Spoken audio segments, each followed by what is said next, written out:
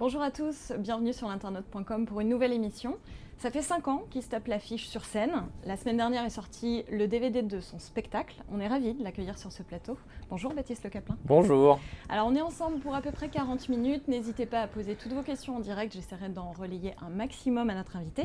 Alors on commence avec une question de Anna qui est assez large. Si tu devais nous résumer ton spectacle en une ou deux phrases, tu dirais quoi ? Oh là là, c'est très dur. Résumer le spectacle en une ou deux phrases. C'est un spectacle très énergique, très absurde, avec de la bonne humeur. Et c'est un petit peu autobiographique, mais pas trop. Et normalement, c'est rigolo. Voilà. Alors Jules nous demande pourquoi ce titre de spectacle, Baptiste se tape l'affiche. Alors pourquoi ? Parce que en fait, quand j'ai écrit le spectacle, je voulais avoir vraiment une entrée un petit peu originale, et j'ai trouvé donc ce truc de me faire siffler parce que j'avais peur en fait de ça, d'arriver et d'intéresser personne. Et donc, j'étais animateur à la ville de Levallois. Et il y a un animateur qui me dit tu vas t'afficher en public. Et c'est vrai que j'avais beaucoup entendu cette expression au lycée, parce que moi c'était un truc qui me faisait très peur, c'est d'aller au tableau, tu vas te taper l'affiche au tableau. Voilà, et donc ça a fait le titre, et je me suis dit ouais, ça peut être un bon titre de spectacle. Alors on a aussi Candy qui demande pourquoi ce choix de photo pour votre affiche et la pochette du DVD ? Celle-là ? Celle-là. Alors ça, c'est une super photographe qui s'appelle Cynthia May, que je vous recommande vraiment, elle est géniale. Parce que moi, je suis quelqu'un de très timide, et face à un photographe ou une photographe, c'est très compliqué d'avoir l'air bien sur mon ancienne. J'aimais pas mon ancienne affiche parce que je regardais pas les gens et je trouvais ça nul. Et je sais pas, c'est en fait à force de faire plein de photos, on est arrivé à ça. J'ai vu un téléphone qui traînait. Je trouvais ça rigolo de faire ça comme ça. Il n'y a aucun lien avec le téléphone. C'est juste qu'il y a un rappel de couleur qui est assez joli. Et puis, et c'est la photographe Cynthia May qui m'a dit non, mais vas-y, essaye des trucs. Alors j'étais comme ça. Voilà. Ça a donné ça. Voilà. Alors, vous le disiez, le spectacle est en partie autobiographique. Ouais. Le début, c'est consacré à l'enfance et puis à la montée à Paris Ouais. pour faire de la scène. Est-ce que vous êtes tout de suite dit, ce que je veux faire, c'est du one-man show, ou est-ce que vous pensiez d'abord faire du théâtre de boulevard ou autre chose, de la télé Ouais, non, pas du tout. Je suis monté à Paris que pour faire du one-man. J'avais que envie d'écrire mon spectacle. Mais je voulais pas, parce que j'aurais pu faire ça, faire des pièces ou faire de la télé ou cachetonner, comme on dit dans le métier, mais je suis monté à Paris en ayant des économies, en ayant été animateur. Et puis je voulais vraiment prendre mon temps, écrire, et j'ai pas testé non plus mes premiers sketchs dans des scènes ouvertes. J'ai été jouer dans des battles de hip-hop, j'allais dans des endroits où il n'y avait pas d'autres humoristes en fait. Parce que j'avais peur, voilà. Et puis je me suis dit, si j'arrive à faire rire dans un battle de hip-hop par exemple, au moins il y a des chances que ça fasse rire des gens normaux qui ont payé pour voir des humoristes en fait. C'était quoi, peur de la comparaison Ouais, et puis je n'osais pas aller dans les théâtres en fait, parce que ça marquait une officialisation du démarrage en fait, et j'avais peur de démarrer et que ça se passe mal. Donc, et c'est vraiment quand j'ai joué plusieurs fois les 10-15 minutes que je me suis dit, moi je vais faire une audition en théâtre du bout, et j'y suis allé. On a Victor qui demande franchir le pas et partir à Paris, est-ce que ça n'a pas été trop difficile à expliquer à vos proches ? Alors mes proches, ça va être mes parents. Non. C'était plus dur pour ma mère de me voir partir 6 mois au Maroc, parce que j'ai été animateur là-bas à Marrakech. C'était plus dur pour elle parce qu'elle voyait moins son fils. Mais non, ils ont compris. Et puis surtout que moi, j'y allais dans l'optique d'être animateur. Pour mes parents, j'étais pas encore humoriste. Et quand j'ai démarré le spectacle, je leur ai dit, voilà, je vais écrire un spectacle, je vais louer une salle, puis je vais jouer. Ils m'ont dit, mais tu vas faire ça à côté. Pour eux, c'était un loisir, quoi. C'était genre soirée belote, et voilà. Parce que j'ai jamais fait de théâtre avant, donc mes parents n'étaient pas préparés à ça, et ma mère est coiffeuse et mon père agent d'entretien. Donc, on les voit d'ailleurs dans le DVD, oui, dans les bonus du DVD. Ils sont très bons clients. Oui, tout à fait. Oui, ils sont cool. Oui, j'ai vraiment des parents super gentils. Donc, j'ai oublié la question, parce que c'était une très longue phrase. Mais non, est-ce que c'était pas trop dur à annoncer ? Non, c'était pas trop dur, parce que encore une fois, j'y suis allé très prudemment. J'ai loué un appartement dès en arrivant. C'était un appartement qui appartenait à mon parrain à Clichy, donc j'avais un petit appart, mais c'était bien. J'avais mon travail à côté. J'ai vraiment fait un an de vraie vie normale. Dans une interview, il y a quand même Gad Elmaleh qui a dit Baptiste Le Caplin est sans doute le meilleur de sa génération. Ouais. Alors, est-ce que c'est plutôt un bel encouragement ou surtout une grosse pression ? C'est un très bel... Alors, quand j'ai vu ça la première fois, je dois cette interview à un journaliste qui s'appelle Jean-Marie Marchaud, qui travaille à BFM, je ne sais pas si on peut le dire, mais voilà. Et c'est lui c'est quelqu'un qui avait fait deux sujets sur moi. Et on avait vachement sympathisé et il avait juste interviewé Gad Elmaleh pour la sortie de Moi Moche et Méchant, le premier à Deauville. Et lui, il était cadreur en fait. Et l'interview se termine et il dit « Oh, je peux vous poser une question sur un jeune humoriste vous connaissez Baptiste Le Caplin ?» Et là, Gad en a parlé. Donc s'il n'avait pas posé cette question, Gad n'en aurait jamais parlé. Donc je remercie vraiment infiniment Jean-Marie. Voilà, il le sait d'ailleurs. Et donc Gad ensuite en a parlé. Donc moi, j'ai découvert ça à ma grande surprise, je ne savais pas. Il m'a dit « Regarde ton sujet, il y a une surprise dedans. » Je dis « Bon, ok. » Voilà, et je vois ça. Et j'ai un peu décollé du sol pendant 2 minutes, tout seul chez moi. Mais après, je me suis vite calmé parce que je me suis dit, ah ouais, d'accord, merde, les gens qui ont vu Gad Elmaleh dire allez le voir, il est marrant, ils vont peut-être être un petit peu exigeants. Et donc, du coup, j'ai beaucoup retravaillé le spectacle après. Surtout que Gad Elmaleh, c'est quand même pas personne, parce que dans les bonus, on voit justement, vous expliquer que c'est en allant au Festival Juste pour Rire de Montréal, quand vous je l'ai vu à la Gad, télé, voilà, faire le sketch du blond, et là vous vous dites, c'est ça que je veux faire. Ah ouais, clairement, c'est le déclic, parce que j'adorais ça, c'était inconsciemment en fait, j'avais vraiment cette envie de faire de la scène, mais c'était quelque part au fond de moi, et puis c'est juste que je l'ai vu, c'est comme un coup de foot, quoi. Je l'ai vu faire son sketch, et j'ai fait, non mais c'est génial, c'est ça que je veux faire. Je vais aller au Théâtre Saint-Denis et faire rire des gens comme ça. Et malheureusement, j'ai pas pu jouer au Théâtre Saint-Denis parce que maintenant, au Festival Juste pour Rire, ils le font dans une autre salle. Mais ouais, clairement, j'ai arrêté de regarder le sketch, j'ai pris un ordinateur et j'ai écrit, clairement.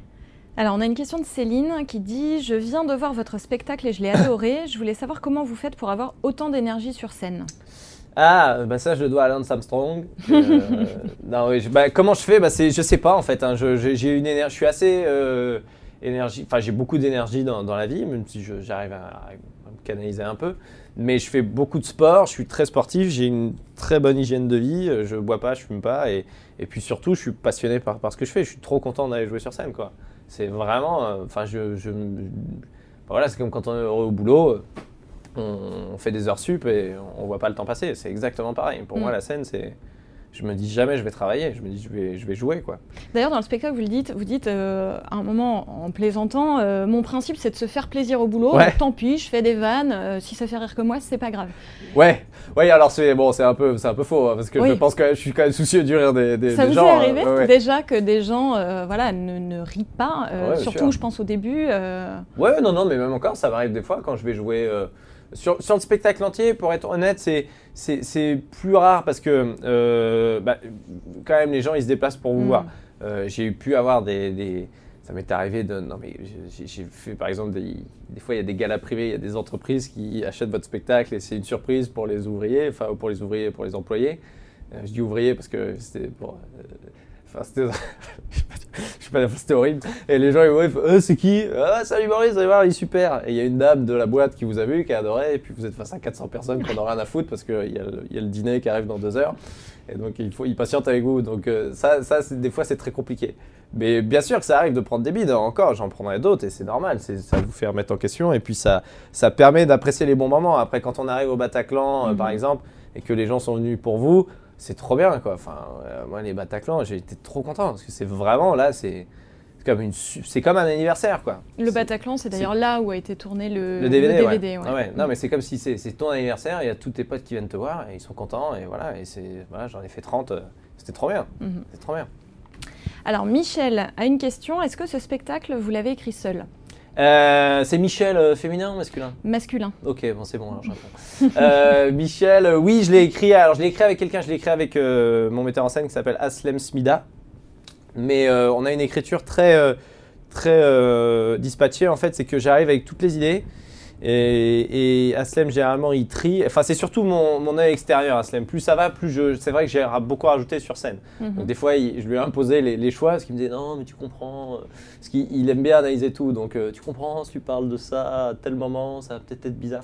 Donc à la fin je lui disais plus, je faisais un peu les trucs dans le dos et je les imposais sur scène. Après Aslem où ils m'aident beaucoup, c'est pour ça que je dis qu'on écrit, mais on travaille à deux, c'est que la personne, il a dû voir mon spectacle 850 fois, donc il sait quand c'est un bon soir ou pas, et ce qui va ou ce qui va pas. Donc on a beaucoup travaillé, c'était vraiment mon œil extérieur. Ouais.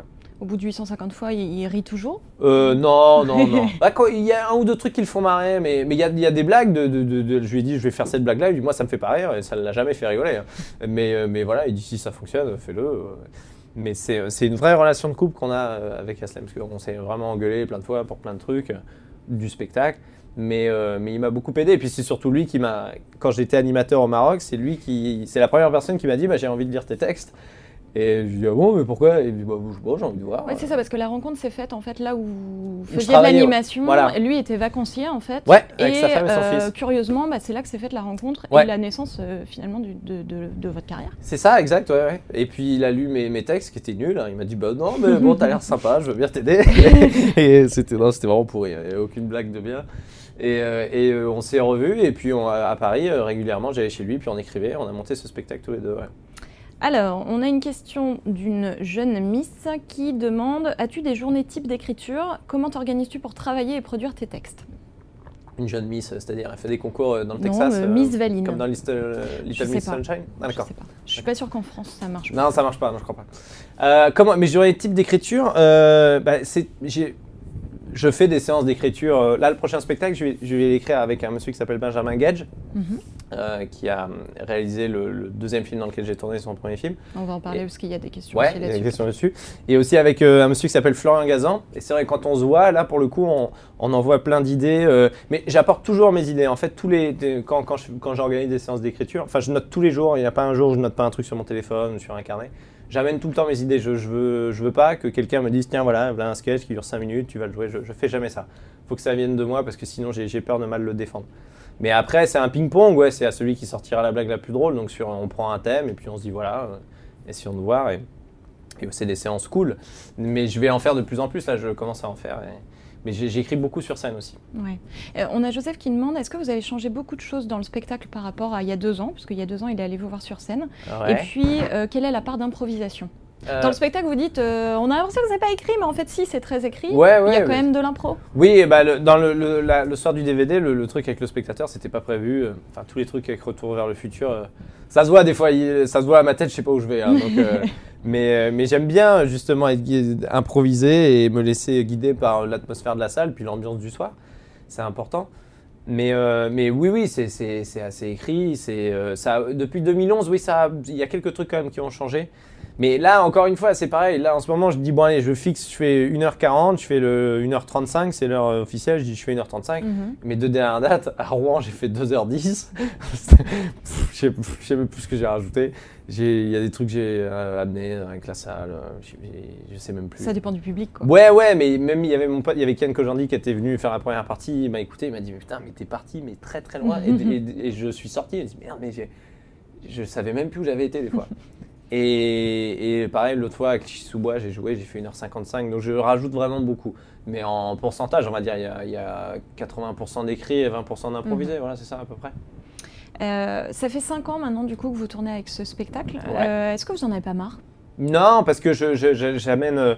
non, parce que quand je le joue très souvent, j'arrive à trouver des nouveaux trucs pour le prochain spectacle, donc je suis très content. Et quand je le joue pas et que je me dis, soi-disant, je me dis, je me repose et ça me manque et je suis content de rejouer. Donc, non, ça me lasse pas parce que chaque soir est différent. Et puis, c'est ça qui est bien dans le spectacle vivant, c'est que c'est jamais gagné en fait. Enfin, les gens, il faut les convaincre tous les soirs. Donc, non, j'en ai pas marre du tout. Non. Alors, il y a quand même un deuxième spectacle qui est en route. Ouais. On a Gwen qui demande: est-ce que dans tous tes petits carnets, ton deuxième spectacle est déjà bien avancé? Ouais, oui, il est bien avancé, ouais. Oui, mais j'ai le matériel nécessaire pour faire 1 heure, mais après, il faut que ce soit... C'est comme là, la trame de ce spectacle est bien définie, il faut que on voit comment je l'amène. Enfin, moi, je suis très soucieux de l'entrée et de la sortie. J'ai déjà la sortie, j'ai déjà ma vanne de fin, je sais comment ça va se terminer, mais j'ai pas l'entrée, j'ai envie d'amener des délires absurdes plus vite, donc... J'ai plein d'idées, on peut trouver des blagues, enfin moi, les humoristes américains je les aime beaucoup, mais j'aime pas le côté on aborde plein de thèmes, puis on s'en va au bout d'1 heure. Je trouve qu'il en reste pas grand chose, j'en parlais avec Alexandre Astier et il est d'accord là-dessus et c'est important d'arriver avec une vraie trame et que les gens suivent un truc. Donc tant que j'ai pas ça, le deuxième spectacle pour moi il est pas prêt. Même si j'ai 1h20 de blagues, tant que j'ai pas la petite trame, pour moi c'est pas écrit. Donc il n'y a pas de date prévue de début Non, pour là, l'instant. parce que ça dépend, parce que j'ai des projets cinéma aussi qui vont se faire. Et vu que l'industrie du cinéma français est très bancale, il y a des films qui vont peut-être se faire ou pas, on attend toujours. Donc, mais là, comme ça à la volée, j'aimerais bien pour janvier 2015. Ouais. Est-ce que vous testez déjà certaines vannes de ce deuxième spectacle. Il y a déjà des tests sur dans le spectacle actuel ou alors carrément sur d'autres scènes Ouais, carrément. Le soir où j'ai capté le DVD, j'ai trouvé un truc. J'avais deux ou trois persos que j'avais trouvé très absurdes et j'ai demandé, je me tâtais, je me disais est-ce que je les laisse ou pas, et puis j'ai demandé au montage à les couper pour le garder dans le deuxième spectacle. Donc dès le Bataclan, j'ai commencé à tester des trucs. Mais franchement, ça fait déjà 1 an et demi que j'ai commencé à écrire le nouveau spectacle, même 2 ans. Hein. J'y pense depuis, il n'y a pas un jour où j'y pense pas. Hein. C'est obsessionnel pour moi, j'ai vraiment envie de le faire ce deuxième spectacle. Donc je teste des trucs dans celui-là, et surtout je joue en scène ouverte. Et en première partie d'humoriste, notamment Caron. Là, il joue à l'Européen en ce moment, et c'est vrai que j'y vais au moins 1 ou 2 fois par semaine. Et je fais 5-7 minutes. Enfin, lui, il voudrait que je fasse 5, mais ça m'arrive de faire 11. Et je teste des trucs, Caron, qu'on voit aussi d'ailleurs dans les bonus, qui intervient, qui c'est mes un potes, petit peu Baptiste Le Caplin. Oui, non, mais c'est mes potos. Hein. C'est Kian et Caron, c'est les gars avec qui j'ai le plus partagé la scène. Et c'est des gars, c'est des chouettes gars, justement, donc eux aussi sont des humoristes, accomplis, etc. Vous parliez tout à l'heure des humoristes américains. Est-ce que vous avez des références en matière d'humour? C'est ce que nous demande Boubou. Boubou. Ah, Boubou. C'est le surnom que je donne à mon attaché de presse, donc c'est mignon. Ça se trouve, c'est lui. C'est peut-être. C'est peut-être lui. Nico. Oui, référence, j'en ai une. C'est Eddie Izzard, qui est un humoriste anglais. Vous connaissez? Oui, ah, tout à fait. Cool. Oui, il est dans la lignée des Monty Python. C'est clairement l'humoriste que j'aime le plus. Et puis, j'ai eu la chance de le rencontrer plusieurs fois. Il a joué au théâtre de 10 heures. Il a joué au théâtre de 10 heures en français. Il joue en français, en anglais, en allemand. Il va jouer en russe, il veut jouer en arabe. C'est un génie. Il remplit le Madison Square Garden. Il vend encore 1,5 million de DVD en Angleterre chaque année avec son spectacle, avec tous ses spectacles. Et c'est un gars qui est à mourir de rire. Et c'est lui qui m'a montré que si on veut faire de l'absurde sur scène, il faut en faire, quoi. Moi, c'est Kian Kojandi qui m'a fait découvrir ce spectacle. Et j'ai pris une claque en le voyant. Je me suis dit, mais c'est incroyable. Donc j'avais ces idées que j'avais notées, faire parler une girafe ou des trucs comme ça, et je n'osais pas le faire. Et je l'ai vu, je me suis dit, mais non, mais il a raison, il faut y aller. Faut y aller, non, mais c'est un génie. Moi, c'est clairement ma référence ultime, Alors, on a pas mal de questions aussi sur la tournée du trio. Donc, la tournée du trio, c'est la tournée avec Jérémy Ferrari et Arnaud de Samer. Oui. Tous les deux qu'on a reçus d'ailleurs cette année aussi sur le plateau de l'Internaute. Le concept de ce spectacle commun, c'est quoi en fait? Est-ce que chacun joue ses propres sketchs ou est-ce que vous avez vraiment fait un spectacle à part avec des duos, des trios On fait chacun 45 minutes de nos spectacles respectifs. Là, j'ai beaucoup testé aussi sur la tournée du trio parce que je voulais pas faire du début à la fin, au bout d'1 heure. Et donc, j'ai intégré des nouveaux trucs. Arnaud et Jérémy ont adapté aussi. Arnaud, il a intégré des sketchs du Hondar.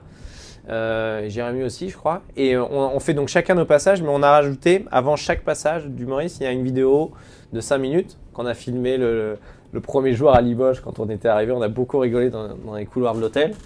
Donc il y a 3 vidéos de 5 minutes et il y a un sketch final à la fin, on est tous les 3. D'accord. Mais on avait envie de faire cette tournée parce que on a le même tourneur en fait, qui s'appelle 20h40. Et puis surtout Arnaud et Jérémy en province, ils ont fait des grosses salles, mais c'était pas encore suffisant pour faire des zéniths. Et on s'est dit pourquoi pas y aller tous les 3. Et vu qu'on a 3 univers très différents, ça matche bien en fait. C'est vrai qu'il y a quasiment 3 heures de spectacle. Alors, on a justement une question là-dessus. Quelqu'un qui dit, pour faire simple ou simpliste, vous avez quand même des univers différents. Humour noir chez Jérémy Ferrari, beaucoup d'absurde aussi chez Arnaud de Samer. Comment est-ce que vous parvenez à concilier vos univers? En fait, on laisse le truc se faire. En fait, on joue nos parties de spectacle et les gens prennent ce qu'ils ont à prendre et c'est ça qui est bien. On fait vraiment une soirée très différente et on n'est pas en compète du tout. C'est ça qui était bien. On a vraiment tout fait c'est pour ça qu'on a voulu créer ce lien des vidéos. Enfin, les vidéos, on les a quand même écrites entre Paris et Limoges dans le train. TGV. Dans le train, ouais. C'est pas un TGV. Ah ouais. Mais c'est un train. Non, on a écrit ça dans le train, quoi. Et on a écrit tout.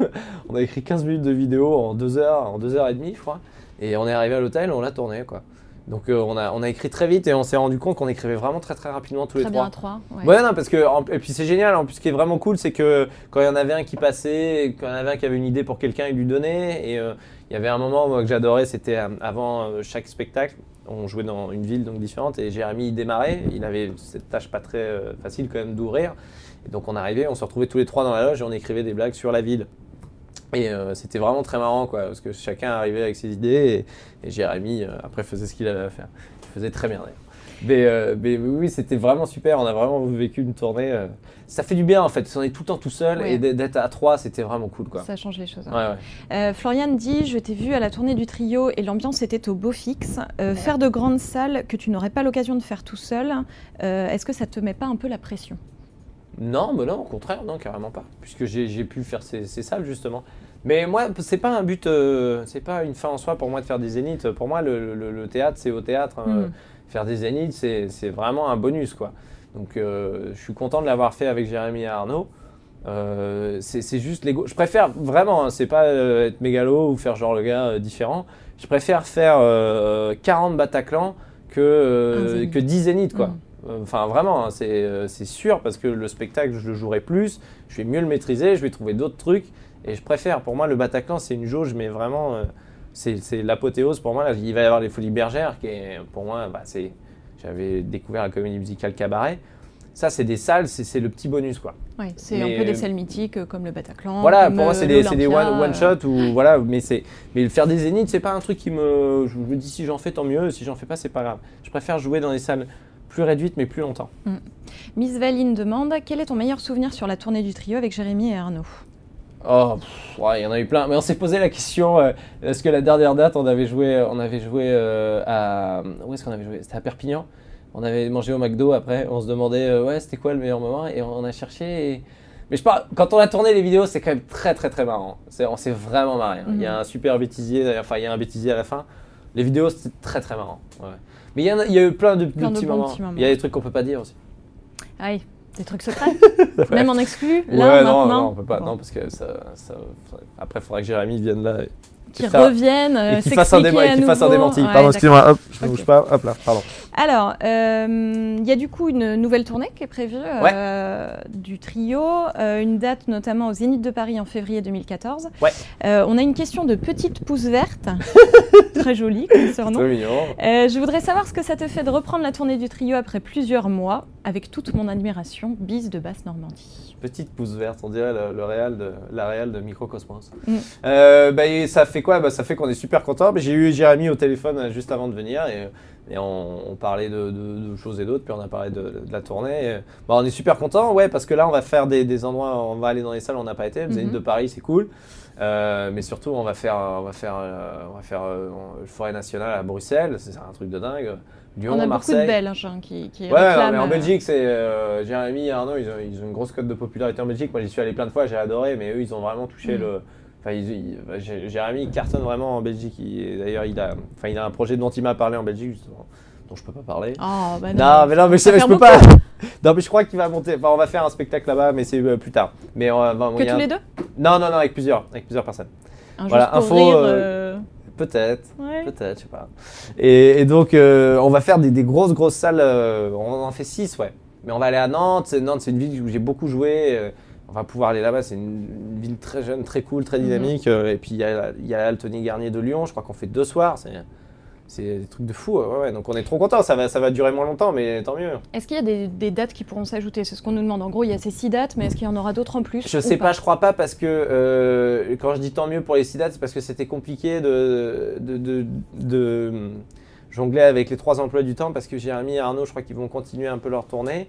Moi, j'ai peut-être des tournages au cinéma, donc c'est un peu compliqué, mais on pensait pas en refaire. À la fin de la tournée, on a dit à nos tourneurs, à Bruno Landrieux et toi, nous, on leur a dit, les gars, on aimerait bien en refaire. Ils disent, ouais, on va voir, on va essayer. Parce qu'il y a aussi des villes où on va passer en solo et on veut pas non plus revenir 8 fois. Enfin, ça sert à rien, surtout qu'on fait des extraits de nos spectacles, même si on s'efforce d'être un petit peu plus dans l'originalité quand on vient. Mais on va 6, je crois pas qu'on puisse en faire plus, non, malheureusement. Est-ce qu'il y a un DVD du spectacle qui est prévu? Aurélie76 demande ça. Je suis pas sûr, on nous l'a beaucoup demandé, je sais pas. On voulait faire peut-être une capta télé, mais c'est en pour parler. Je sais pas encore où ça en est, désolé. On aimerait bien, mais bon, c'est compliqué. Alors on va parler un petit peu télé puisqu'on a pas mal de questions aussi sur ce sujet. Ça fait pas mal d'années que vous apparaissez régulièrement à la télé. Il y a eu évidemment Bref. Je viens de baver là, pardon, excusez-moi. Ouais. Je sais pas si ça a été pris à l'écran. Pardon, je le dis, je suis con, j'avais pas la caméra sur moi, merde. Il y a notamment eu Bref, donc la mini-série avec Kian Kojandi, qui est un ami, hein, vous le disiez tout à l'heure. Comment est-ce que vous vous êtes retrouvé dans ce programme? Parce que moi, Kian, je le connais depuis 2008. Il est venu me voir quand j'ai joué la 5e ou 6e représentation de mon spectacle au bout. Et c'était Bérangère Krief qui était ma caissière et ma régisseuse. Donc Kian a pris les billets avec Bérangère, il est venu me voir et tout. Et en fait, on s'est tous retrouvés plus tard dans Bref. Parce que Kian avait envie d'écrire une série. Enfin, il a toujours eu plein d'idées. Et une fois, on était dans sa piole, il habitait dans un appartement à Montmartre. Et il me dit, voilà, j'ai une idée là, de truc qui s'appellerait Bref, quelque chose. Voilà, je changerai le titre à chaque fois. Et voilà, j'ai écrit ça sur un papier. Je me souviens, il m'a montré ça, il avait écrit ça à la main sur un papier. À la con, et j'ai lu, je suis ah ouais, ça a l'air bien. Il dit bah si on tourne le pilote, t'es chaud? Je dis bah oui, carrément. Pourquoi pas? Avec plaisir. Et il m'a dit bah voilà, tu ferais mon coloc. Okay. Et c'est juste comme ça en fait. On s'est retrouvés tout un dimanche, ça a duré la journée. Il y avait Kéron, il y avait son frère Kevan, il y avait Alice David qu'on connaissait pas encore à l'époque. Et puis voilà, on a tourné ça une journée. Bon, on savait pas ce qu'on faisait quoi. Ça a été un carton. Et on a vu le pilote, il nous l'a montré, je me souviens, avec Harry Torchman, il m'a montré sur son iPad et j'ai fait waouh, j'ai fait d'accord, ok, bon bah là à mon avis tu vas voir une chaîne, ils vont t'en demander plusieurs et il m'a dit voilà, ils en ont demandé 39 donc on va faire une saison et c'est venu comme ça. Mais voilà, c'est juste un pote qui a fait ça. Mais ça, enfin le retentissement du coup qu'a eu Bref, ça a dû aussi vous ramener du monde en salle. Bien sûr, ouais, carrément. Non mais ça a amené une expo de dingue, parce qu'on est associé à ça. Après même si j'ai un rôle plus secondaire dans Bref, je suis pas présent comme Kian ou Bérangère ou Alice, on a un petit rôle plus en dessous, même si c'est marquant, super flippant. Et mon coloc a fait l'amour, j'en entends encore parler aujourd'hui, hein, c'est sûr.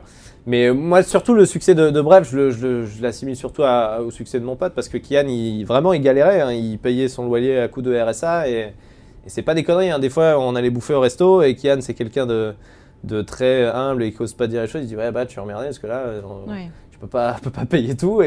Et on se payait des burgers mutuellement quand il y en avait un qui n'avait pas de sous et il venait dormir à la maison et on n'a pas connu la dèche, pas au point de faire la manche ou quoi, mais c'est Kian, moi je l'ai vu dans des fins de mois difficiles, ouais. Donc quand j'ai vu que ça avait cartonné et surtout de le voir au Grand Journal à la fin avec ses parents qui étaient là, c'était super émouvant, c'était trop bien. Moi je suis trop content pour lui. Un succès mérité. Ouais, non mais il a beaucoup bossé pour. C'est-à-dire que moi Bref, c'est bizarre parce que les gens vont adorer, mais moi Bref, ça a aussi synonyme que j'ai pas vu mon pote pendant un an et demi. Voilà, je lui disais bah viens on se voit, il dit bah viens en salle de montage, et je le voyais en salle de montage. Voilà. Original. Mais ouais, il a beaucoup bossé avec Navo et Harry, ils ont vraiment fait un boulot monstre. Ouais. Alors, on a une question de Adeline qui concerne l'émission Vendredi Tout est permis sur TF1, l'émission VTEP. d'Arthur. Hashtag VTEP. Hashtag VTEP. Alors, elle dit, tu fais souvent l'émission d'Arthur, Vendredi Tout est permis et notamment le décor penché. Ouais. Combien de tubes de pommade anti-coups et bleu prévoyez-vous par émission? Parce que c'est physique. Hein, ouais, non mais on se fait très mal. Les gens disent que je suis douillet. Mais je me fais vraiment mal parce que j'ai eu cette idée très conne une fois de dire hey, on le fait en chaussettes. Et Arthur et à la régie ils ont dit ouais c'est plus marrant quand on le fait en chaussettes. Et la dernière émission, si vous voyez bien, je monte avec mes chaussures et ils disent enlève-les Matt. Et donc ouais, je me suis fait vraiment très très mal plein de fois. Ouais.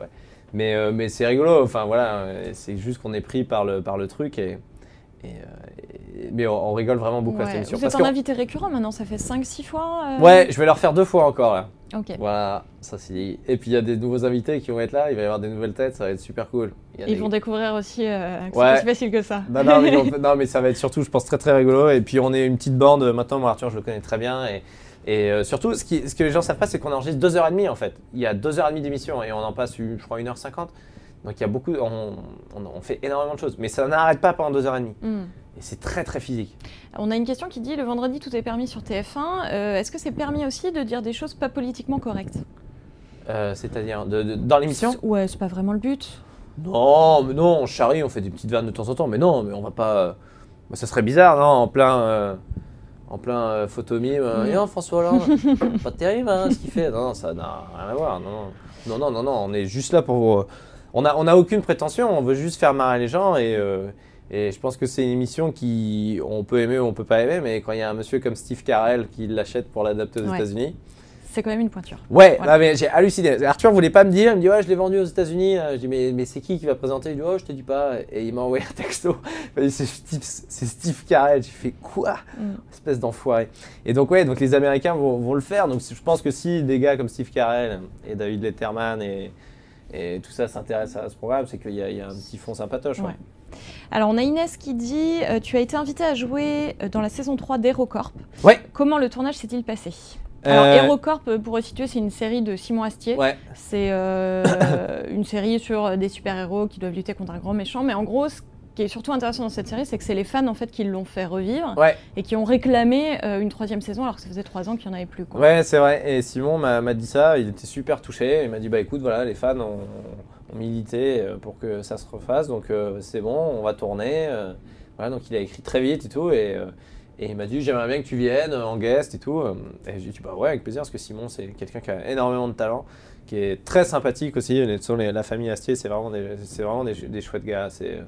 Enfin, ils sont humbles, ils bossent et ils sont pétris de talent. Et puis c'est vraiment des gars cool. Et Simon, je l'avais rencontré plein de fois, on avait beaucoup rigolé et il m'a fait lire. Donc j'ai dit ouais carrément. Et là il a écrit une autre série dans laquelle je vais jouer. C'est un pilote, mais j'ai lu un truc vraiment très très très marrant de Simon. Je peux pas en parler, mais j'espère. Non, mais je peux pas. Je suis désolé, je peux pas. Il n'y a pas de titre, il n'y a pas de. Non, il n'y a pas de titre. Non, si, il y en a un, mais je peux pas le dire. Mais non, mais il a écrit un truc. Enfin, c'est un mec qui m'a fait hurler. J'ai rarement autant ri en lisant un épisode écrit chez moi. Enfin, c'est quoi, une mini-série quoi? C'est une série, ouais. Okay. C'est très drôle, très décalé encore. C'est brillant. Et il est vraiment très fort, Simon. Donc j'y suis allé. On a tourné près de Dijon. On est parti à 6h du matin de Paris avec Jean-Luc Lemoine. On a tourné dans la neige, dans le froid, mais c'était cool. On a bien rigolé. Alors, on a Floriane qui demande, est-ce que tu as des projets de films ou de télévision? Alors peut-être télévision d'abord pour ce chapitre. Télé, bah ouais, il y a encore Vendredi tout est permis, j'en fais encore 2 là, et puis il y a peut-être donc ce projet de série, on verra. Et puis il y a en cinéma, oui, je suis en train d'écrire une comédie avec Xavier Mingon et Jérémy Galland. C'est un film que voulait écrire Xavier Mingon, qui est un excellent auteur et qui a coécrit notamment Hollywood et puis qui a fait le décor de mon DVD en fait. C'est un mec c'est un iPhone en fait, il fait tout. Il fait des lumières, c'est un super régisseur, il fait des créas lumière de fou et il a fait le décor de mon spectacle. Et il est venu me voir avec une idée de film, une comédie qu'on développe en ce moment, ouais. Donc on aimerait bien tourner ça l'été prochain. Est-ce que là on peut en dire un peu plus sur le pitch? Oui, le pitch, oui. Non, mais le pitch, c'est trois gars qui partent. Il y en a un qui se fait larguer. Et je emmène mon pote se changer les idées en Espagne pour faire la fête. Et il y a une 3e personne qui se greffe qu'on ne connaît pas.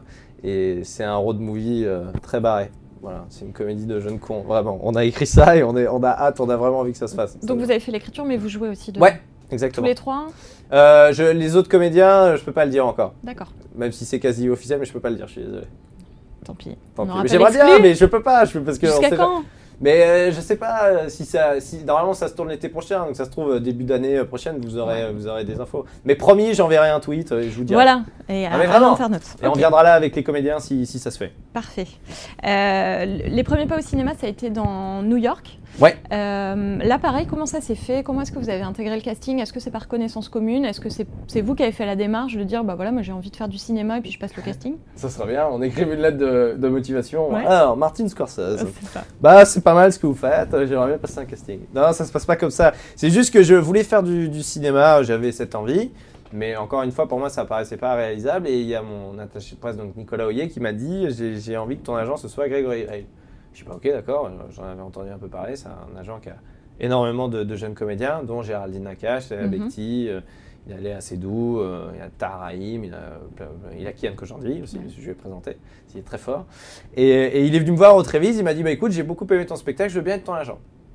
Et il m'a mis sur un premier casting qui avait été très bien, mais j'avais pas été retenu. Et la directrice de casting a dit il m'a bien plu, Baptiste, je vais le mettre sur New York. Et donc j'ai passé des premiers essais. Et d'ailleurs, c'est dans le bonus de New York, on les voit les essais, c'est très flippant. Hein. Je suis avec une dame qui me donne la réplique et ils ont vu Alors, il y a une histoire assez rocambolesque. C'est-à-dire qu'il y a eu. Il y a le casting qui est fait, la première version du casting. Donc, je sors, je dis ouais, apparemment, c'est bien passé. Et je vois Géraldine Nakache, Hervé Mimran et Léa Bekti à l'anniversaire de Gad Elmaleh. Je j'étais invité à l'anniversaire de Gad, je les vois et ils me disent ah cool Baptiste, enchanté, on regarde tes essais lundi. Ah, je dis ah ouais, d'accord, ok, parce que j'avais peur, j'avais pas de nouvelles. Ah, non, on regarde ça lundi. Alors, lundi passe, mardi passe, j'appelle, pas de nouvelles. Bon, mercredi la journée passe, pas de nouvelles. Le mercredi soir, je vais au théâtre, je vais voir un humoriste et qui s'assoit à côté de moi Géraldine Nakache et Leila Bekti. Et il y a mon pote Jérémy Galland avec qui j'ai écrit le film qui me dit hey, il y a Leila Bekti et Géraldine Nakache. J'en fais bonjour et elle me font ça. Et je fais waouh, bon, ok, bon, là c'est mort. Et mon pote il bat plus la jambe toute la soirée en me disant ouais, bah c'est pas grave, t'en fous. Je fais non, c'est pas grave, c'est pas grave. Donc dans ma tête, je me dis c'est mort. Et c'est resté 1 semaine et demie comme ça. Et je suis en train d'enregistrer l'émission d'Arthur et je reçois un texto de Géraldine Nakache qui dit ah, j'ai vu tes essais, c'est génial, on veut te revoir. Mais je dis mais comment ça se fait? Et en fait, la directrice de casting avait oublié de montrer la cassette. Ah bah voilà. Voilà, donc je suis resté pendant 1 semaine, j'avoue, j'étais un peu fort. De toute façon, je m'en fous. Le cinéma, c'est pas pour tout moi. Tout ce qui brille, c'est surfait, j'en ai rien à foutre. Et non, c'était vraiment cool. Elle m'a filé le scénario, je l'ai lu en 2 heures. Et le lendemain, je passais les essais avec Leïla et Nader. Et après, ils m'ont dit bah tu viens à New York avec nous. C'est bien. Voilà, donc pour la petite histoire. Ouais, c'était cool. Vous serez bientôt aussi à l'affiche de Libre et Assoupi, écrit par Benjamin Gage. Ça sera avec Charlotte Lebon, qui elle aussi, qu'on connaît bien avec Canal. Est-ce que vous pouvez nous en dire plus aussi sur ce film? Bien sûr, là je peux en parler. Là, il n'y a pas de problème. Bah alors allons-y. Enfin, putain, merde. Enfin, un sujet où j'ai pas la langue dans ma poche, c'est juste que je peux pas, c'est chiant, c'est tellement bancal. C'est le cinéma. C'est le cinoche, quoi. C'est le business. C'est à cause de qui? Bah de François Hollande. Libre et Assoupi, film de Benjamin Gage. Premier film, première réalisation. C'est adapté du roman de Romain Mondry qui s'appelle Libre, seul et assoupi. Et c'est l'histoire de Sébastien, c'est Bibi. C'est l'histoire d'un jeune homme qui ne veut pas travailler. Et j'ai un bac plus 10, voilà, je veux prendre 2 ou 3 années sabbatiques. Mes parents me virent de chez moi. Et j'arrive à Paris chez Charlotte Lebon et Félix Moiti, l'excellent Félix Moiti. Et, parce que j'étais ami avec Charlotte en fac. Et donc j'habite chez eux et je vais... essayer de ne rien faire de mes journées et tout, et malheureusement dans cette société c'est un peu délicat, et donc c'est toute cette évolution du personnage de Sébastien, qui est Sébastien Morin il s'appelle, et c'est une comédie très poétique, c'est une vraie comédie d'auteur, et je suis super fier de mon pote Benjamin Gage parce que le scénario correspond parfaitement à... Enfin, on a vu le film et voilà, c'est vraiment un chouette film, quoi. Le film est terminé. Le film est terminé, c'est bon. Parce qu'il n'y a pas de date de sortie. Non, mais c'est début d'année, je crois que c'est février-mars. Je crois que c'est ça. Voilà. D'accord. Mais encore une fois, croisons les doigts. Mais non, mais le film va sortir, mais j'ai pas encore la date officielle. Mais pareil, quand ça sort, je reviens si vous voulez. Et donc il y a Charlotte Lebon qui est géniale dedans. Elle est extraordinaire. C'est vraiment une actrice de génie. Et en plus, elle est super drôle. Félix Moiti qui est super, et dedans il y a Denis Podalides qui est juste voilà, Denis Podalides, et Benjamin Laverne qui a un petit rôle dedans, qui était dans Radio Stars, il faisait Scooters, et une comédienne qui est géniale qui s'appelle Suyane Brahim de la comédie française. Il y a beaucoup de comédiens de la comédie française. Très bien, un très beau casting. Ouais. L'émission est bientôt terminée. Je vous invite à poser. Vous avez parlé de Star Wars 7 Non, Star Wars 7. Star Wars, non, mais c'est bon, on en reparlera plus tard. D'accord. Non, mais parce que je crois que vous pouvez rien dire. Non, mais on m'a dit sérieusement, il y a quelqu'un qui m'a appelé, il m'a dit pourquoi tu passes pas le casting à Londres? Mais je dis mais pourquoi j'ai pas cette démarche d'appeler? Parce qu'apparemment on peut appeler parce que c'est un casting. D'accord. Mais non. Non, mais je suis pas un Jedi, moi. C'est ça. Et puis il y a quand même du boulot là. Il y a un deuxième spectacle, il y a du cinéma, des séries dont on peut pas parler. Ça fait quand même beaucoup.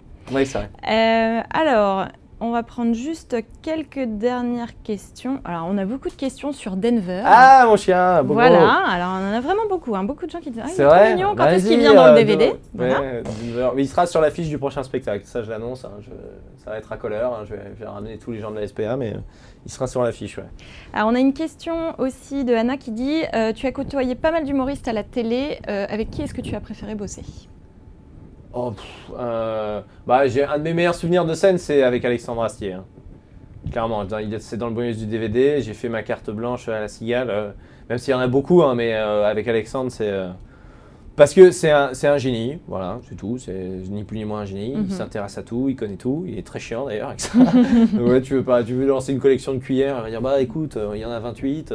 Enfin voilà, il sait tout, il s'intéresse à tout. Et puis c'est un mec qui va extrêmement vite. On a écrit vraiment, sans mentir, un sketch de 12 minutes. On l'a écrit en 1h30. Et j'étais moi sur le côté, ce qui démarre le sketch, et j'étais sur le côté. Et à un moment donné, je me dis putain, mais il est vraiment trop fort, quoi. Parce qu'il fait un gars qui fait du stand-up, et il est arrivé, et il l'a répété 2 fois vite, et voilà, ça s'est intégré. Et donc c'est un super souvenir parce qu'on l'avait écrit en loge avec Benjamin Gage et c'est trop bien quoi. Et puis on a beaucoup de questions de fans, on a des questions des Le Caplenet. Ah, le Caplenet, voilà. On va en prendre une dernière. Quel est le cadeau de tes fans qui t'a le plus touché ou quel a été le plus pourri? Sous-entendu, on réoffre pas ça à Baptiste sur scène. Un cadeau pourri, je sais pas, est-ce que j'ai eu un cadeau pourri? Non mais c'est pas un cadeau pourri, mais on m'a offert des fougères par exemple. C'est un peu, ouais, c'est une référence au spectacle. Oui, voilà, c'est dur à placer dans la vie, mais elle sèche très vite en plus, donc c'est pas très pratique. Un très beau cadeau, comment on va offert? Qu'est-ce qu'on va offert? Je sais pas. Non, si, on avait un super cadeau. Une fois sur la tournée du trio, il y a une fille qui nous avait offert 3 t-shirts et il y avait nos 3 têtes de dessiner. Une fille qui avait dessiné ça et on les a gardés les t-shirts. Il y avait la tête de Jérémy, d'Arnaud et la mienne. C'est pas mal. Ça, c'était vachement bien, ouais. Ils étaient très très beaux. Une dernière question de Little Nalou. Je suis très fan de toi et ton talent depuis 5 ans. Est-ce que tu vas peu à peu quitter la scène pour te concentrer sur le cinéma? Non. Non. Jamais. Non, jamais. La scène restera toujours. Non, mais dès que j'ai des soirs de libre, je reste. Là encore hier soir, j'ai joué au Café Oscar. C'est un tout petit café où on peut jouer des sketchs. Et hier, j'ai été jouer 15 minutes. J'ai testé mon prochain spectacle là-bas. J'aime trop ça. J'aime trop faire rire. Je pense qu'à ça. Tous les jours, je pense qu'à ça. Après, le cinéma, ça me permet de m'aérer, de faire autre chose et d'apprendre le métier de comédien. Et puis, c'est une autre ambiance. C'est tellement agréable. Je vois le film avec Benjamin Gage. J'ai passé 40 jours à tourner. Je ne les ai pas vus passer parce qu'on faisait que de rigoler. Et c'est cool d'être dans la peau d'un personnage et au service de quelqu'un. On se décharge un peu et ça fait du bien. Et puis c'est cool, au moins quand je reviens sur scène, je suis frais, j'ai plein de nouvelles idées, mais je n'abandonnerai jamais la scène, non. Et ben, ça sera le dernier mot. Cette émission est terminée. On vous rappelle que le DVD de Baptiste Le Caplin est sorti la semaine dernière. Baptiste est encore en tournée en province. Il y a aussi des dates donc, aux Folies Bergères les 9 et 16 décembre 2013. C'est les dernières à Paris. Voilà.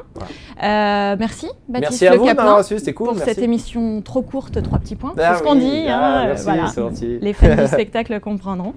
Et puis vous, je vous dis à bientôt sur l'internaute.com pour une nouvelle émission. En attendant, restez connectés.